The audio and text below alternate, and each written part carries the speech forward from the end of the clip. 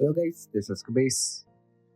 Holy fucking shit, code red! Code fucking red! Ready or course, ladies and gentlemen, we got a real meta memoria in our hands with this video. So without further ado, let's get started. Starting from December 12th, we'll have the usual side story event focusing on Sumomo, that is the Sweet Wishes for You event.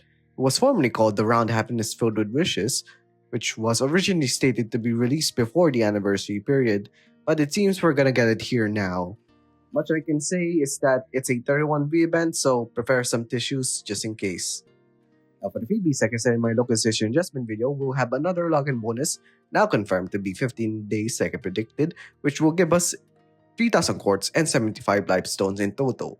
Now for the campaigns, we'll have a catch-up campaign for main story stuff. As you can see, clear chapter 4 part 2, get a SR above guaranteed 10 rule recruitment, and once you clear chapter 5 part 1, for an additional 1,000 quartz. This is running till February 5th, so don't rush it, as both parts are truly some of Ichibar's best, in my opinion.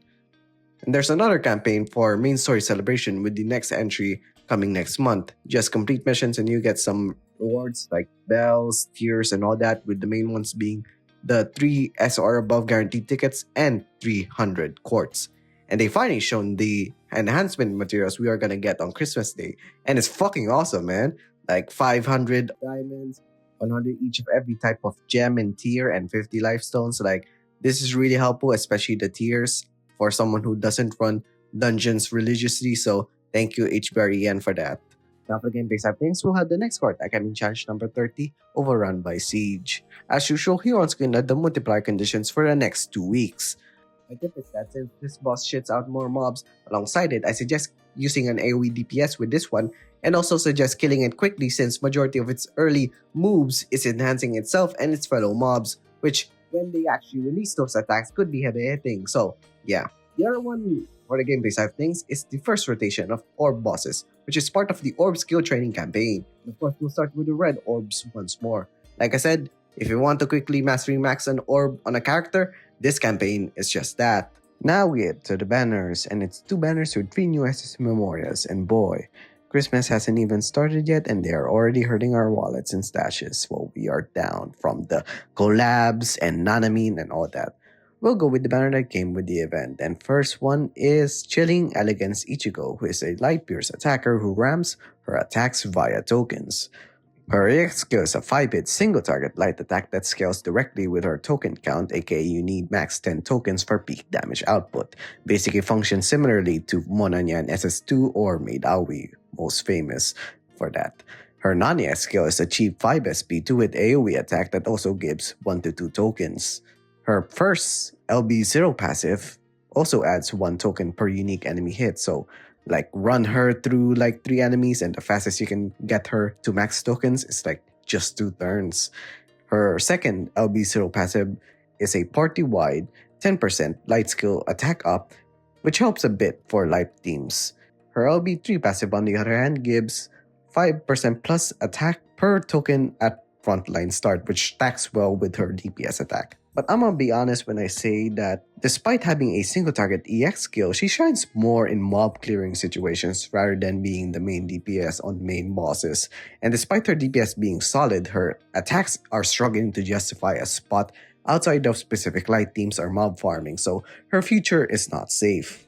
Now the other Minase sister, Precious Smile Sumomo, punches her way above her sister, being a slash attack pen crit Memoria. Her 14 SP EX skill, and it halves to 7 SP on first use, is a 5-hit single target 300, later on 400% pen crit slash attack with a 30% HP modifier. It has a large attack up before the pen crit, though it does have 1 turn 100% defense down after the attack as a trade-off, but if you can kill the enemy or at the very least break its DP, this doesn't really matter.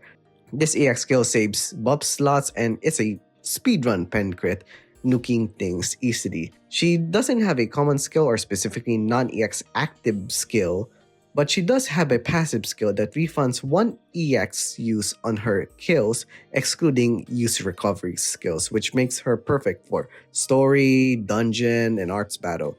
And that is alongside her LB0 passive that gives 2 morale per kill, so you need like 5 kills for max morale, and max damage through morale is optional damage for this Memoria than something essential like Ichigo. Though I will say that she becomes a upper tier pen crit with her LB3 passive that gives hit count or funnel at battle start if she's in the front line, which honestly, this passive is a make or break on making her the premier or rather clear speedrun pen crit Memoria option than picking like say Irene's speedrun pen crit. She's also considered a side grade to Inori in SS2 being single target and all that.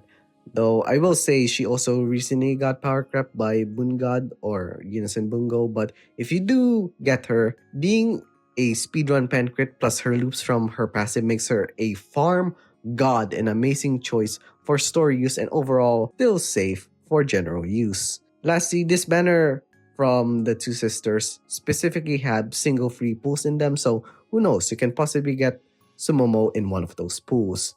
Now the other banner is just one Memoria, but goddamn, like I wouldn't have been surprised if Admiral Aoi was released in this update, but it had to be the other one. So, ladies and gentlemen, after a long while, I present the next human right Memoria, the crown jewel and just straight up one of the best buffers in the game, and it's none other than Aquedo. Oh, I mean Luminous Songstress Ruka, or famously known as Diva Ruka, a universal buffer whose kit redefines sustain buffs for literally any team.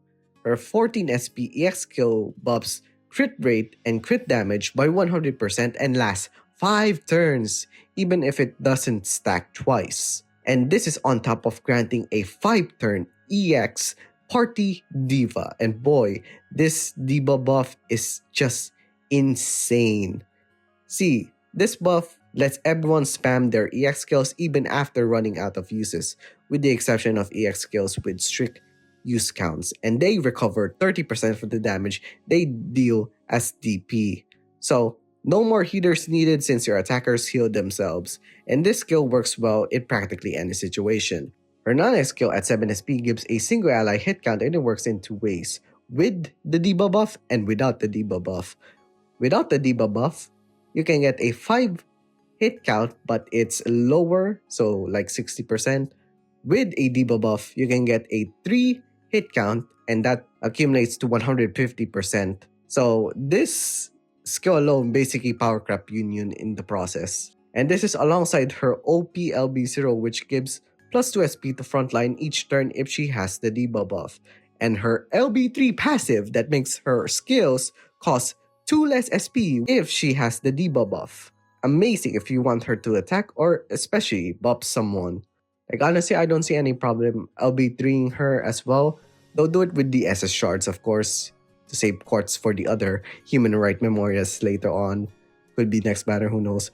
Overall, she's a buffer with long-lasting buffs that's easy to use for beginners. She also has the potential to give your units infinite EX skill loops alongside auto-healing for farming, bosses, or endless fights.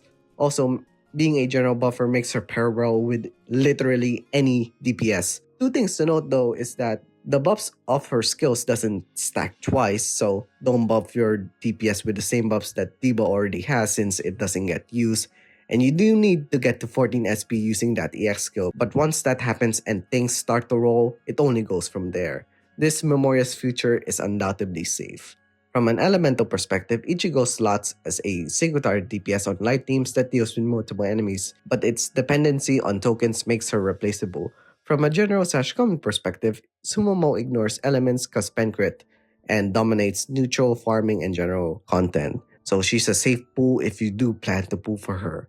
Though I would not generally recommend to pull on Sumo unless you're near pity and pull Diva Ruka already, because again, the latter is a human right Memoria, an all-encompassing buffer that gives crit, hit count, DP, heal, and SP into one method-defining Memoria, and it is an absolute must-pull for free-to-play, and yeah, be very happy if you do get her as an off-banner. Though as always, if you love the characters, their artworks, or want their specific abilities, feel free to ignore my advice and pull for them. You know, the fact they released Diva Ruka early here than those two, I'll just say this right now, do not be surprised in the next update happening on Christmas that we'll have either Unison Yuki or Admiral Aoi on one of those banners. Now, the last banners I have to mention are the Fire Element feature recruitment, which is a skip, and paid courts. Christmas celebration step up recruitment. Now, for spenders, if this banner can guarantee one of the three, it's worth a shot trying to pull Diva there, but otherwise it's a skip. And yeah, sorry for the worst audio for this news video. Forgot to bring my main equipment when I went home. Piling ko. But this is a one-off. And yeah, that's the end of the video, guys. Please subscribe, hit the notification bell so much of my videos. Just for watching 26 right here. So yeah, see you guys next time. Bye.